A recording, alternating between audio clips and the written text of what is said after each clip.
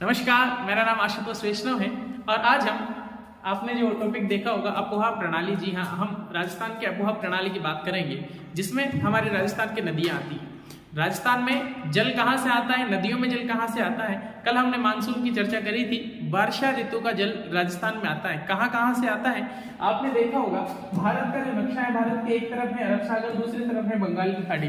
दोनों तरफ से भारत में मानसून आता है, तो राजस्थान में भी दोनों मानसूनों का जल आता है। और जो नदियां हैं इनकी ढलान भी इन्हीं और है, अरब सागर की और बंगाल की खाड़ी की ओर। राजस्थान में जो नदियां हैं वो 3 प्रकार की नदी है। कौन कौन सी है देखिए। सबसे पहले बंगाल की खाड़ी की ओर जाने वाली नदियां, ये कितनी है? ये है 22.4%। 22.4% ऐसी नदियां हैं जो अपना जल बंगाल की खाड़ी में गिराती है। अब ये है अरब सागरी शाखा 17.1%। जी हाँ, 17.1% ऐसी नदियां हैं जो अपना जल अरब सागर में गिराती है। और अंतर स्थलीय या आंतरिक प्रवाह की नदियां तंत्र, इसे क्या है, ये 60.5% है। इसका अर्थ ये है कि ऐसी नदियां जो अपने स्थान से शुरू होता है और कुछ स्थान पे जाकर के लुप्त हो जाती है। राजस्थान में शुरू होती है और राजस्थान में ही लुप्त हो जाती है। उन नदियों को आंतरिक प्रवाह की नदियां कहा जाता है। ऐसी राजस्थान में 60% नदियां हैं। सबसे पहले हम बात करेंगे आंतरिक प्रवाह की नदियों की। आंतरिक प्रवाह की नदियों में जो सबसे बड़ी नदी है, सबसे पहले सर्वप्रथम हम उसी के बारे में चर्चा करेंगे। उसका नाम है घग्गर नदी।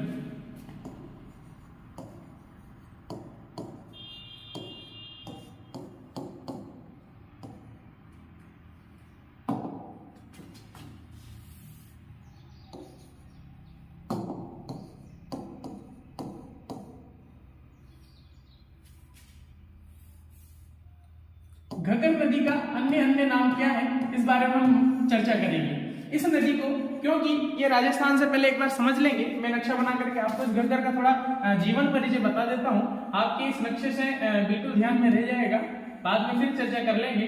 घग्गर नदी जो है ये आपके हरियाणा से निकल रही है। यहाँ पे एक पहाड़ी है जिसको हम शिवालिक की पहाड़ियां कहते हैं। शिवालिक की पहाड़ियां कहते हैं। यहाँ पे एक मंदिर है जिसको हम बोलते हैं कालका माता मंदिर।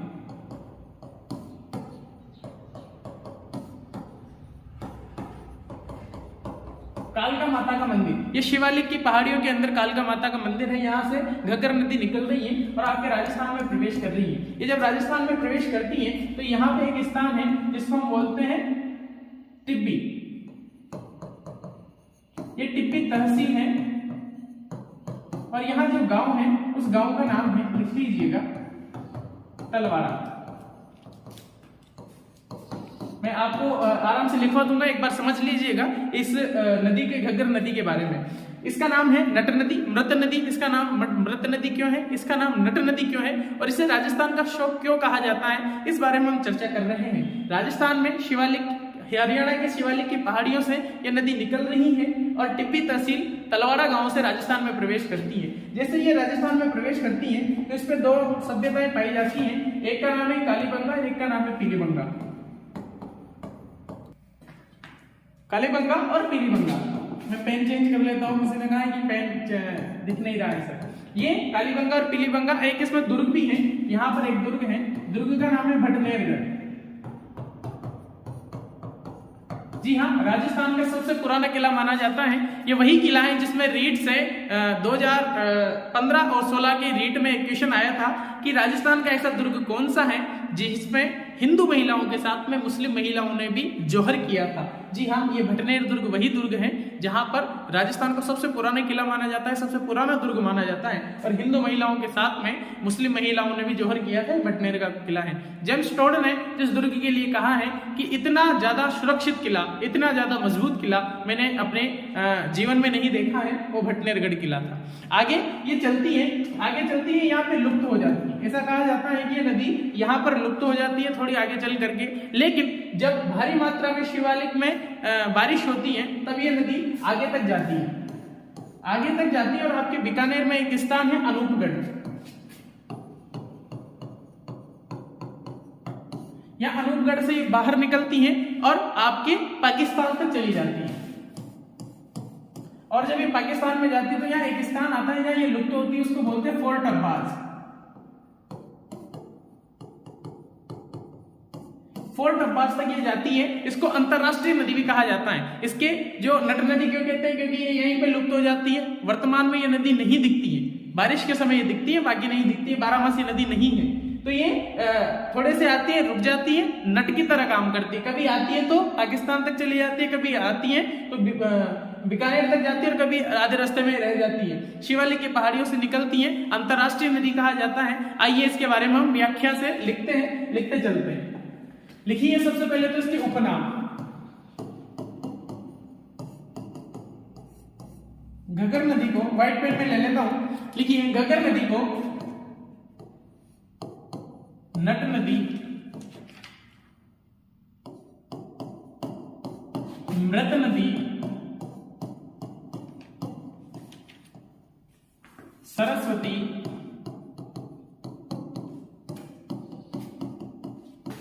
द्वेषवती, इसे वेदों में द्वेषवती नदी कहा जाता है।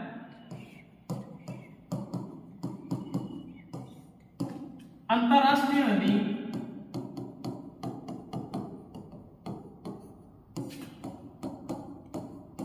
और राजस्थान का श्लोक कहा जाता है।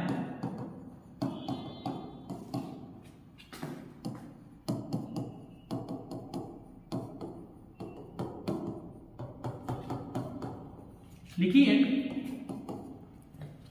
जल्दी लिखिए। उद्गम,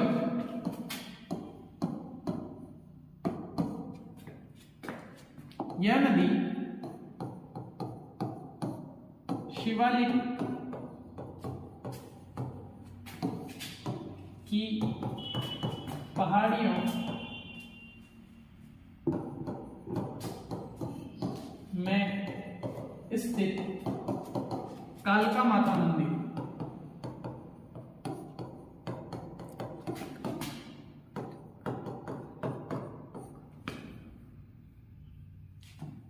कालका माता मंदिर से निकलती है।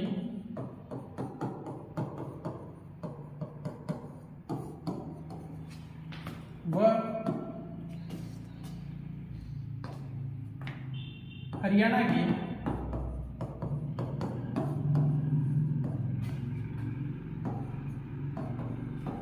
पटियाला, अंबाला और हिसार होते हुए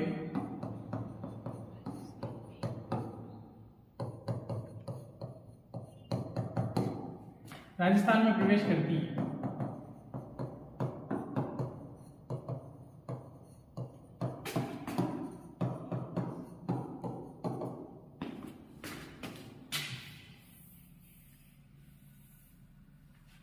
आगे लिखिएगा, राजस्थान में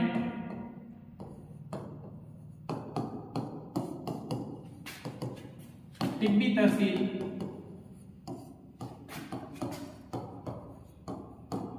तलवाड़ा गांव,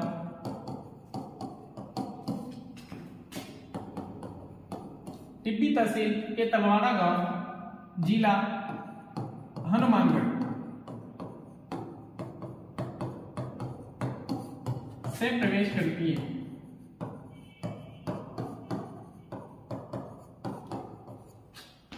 इस नदी पर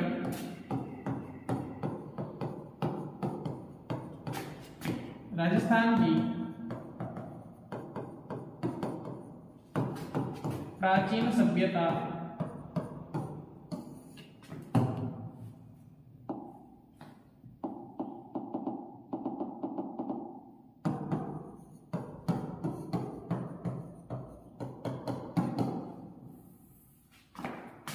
कालीबंगा, कालीबंगा का मतलब काली चूड़ी, वह पीलीबंगा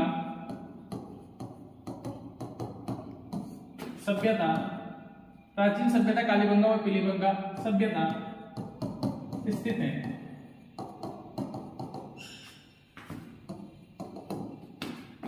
इस नदी पर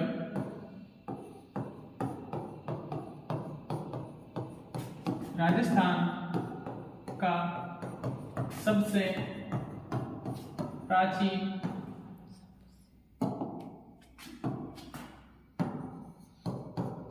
दुर्ग भटनेरगढ़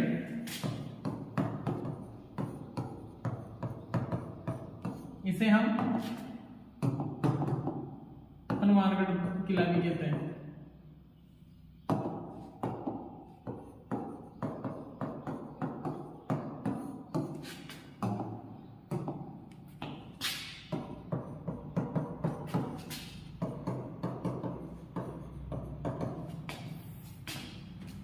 जाना जाता है, भी स्थित है। लिख लिया क्या? चलिए लिखिए।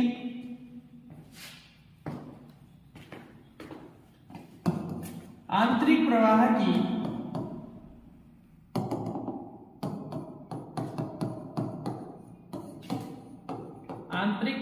की यह सबसे बड़ी नदी है।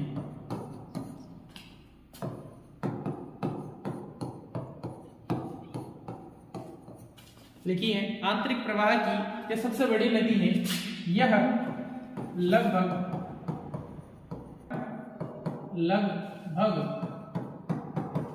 460 किलोमीटर की है।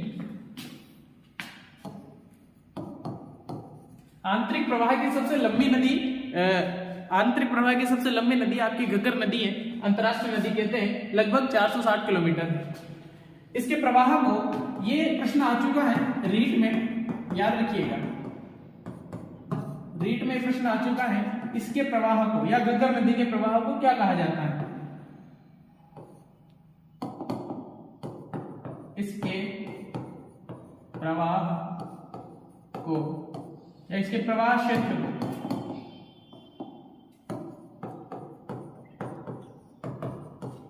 नाली या पाट कहा जाता है।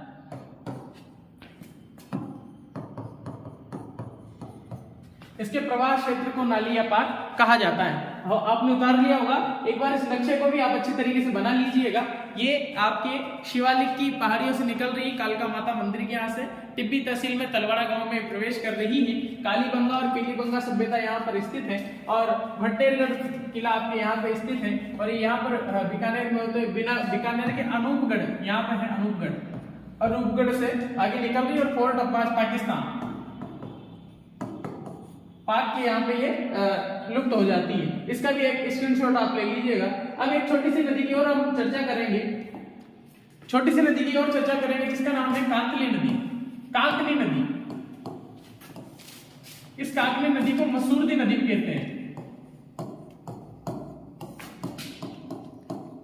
इसमें क्या खास बात है? इसमें एक ही खास बात है, उसको आप अंडरलाइन करके लिख लीजिएगा, मोस्ट इंपोर्टेंट डाल के लिख लीजिएगा।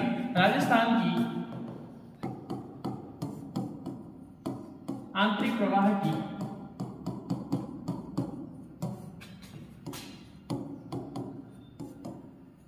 सबसे छोटी नदी।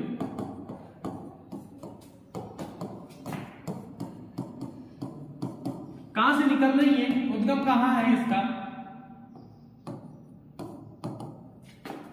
ये आपके जैसलमेर से निकल रही है और इसका समाप्ति स्थल भी देख लेते हैं।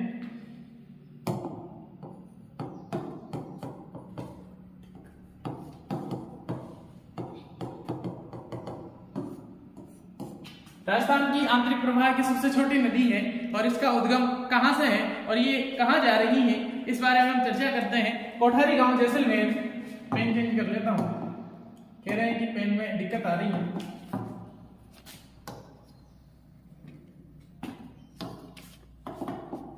कोठारी गांव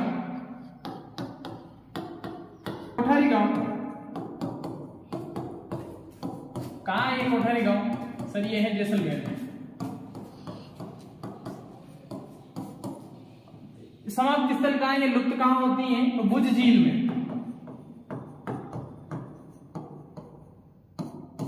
भुज झील में ये लुप्त हो जाती हैं। कितनी लंबी है सर ये मात्र 17 किलोमीटर है, 17 किलोमीटर लंबी। भुज झील जैसलमेर में लुप्त हो जाती है, कोठारी गांव से निकलती है और बहुत छोटी सी नदी है। इसका हम चित्र बना के बताऊं मैं आपको, तो इस प्रकार से ये राजस्थान ये यहां निकल रही है और यहीं पे खत्म हो जाती है।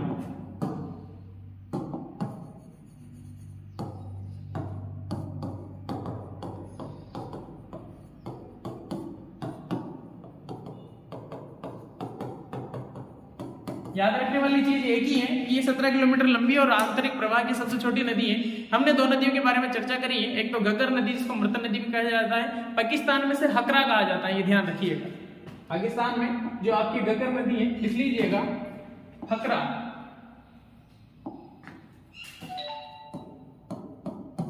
इस नदी का नाम है हकरा। अब हम अगली नदी की चर्चा कर रहे हैं।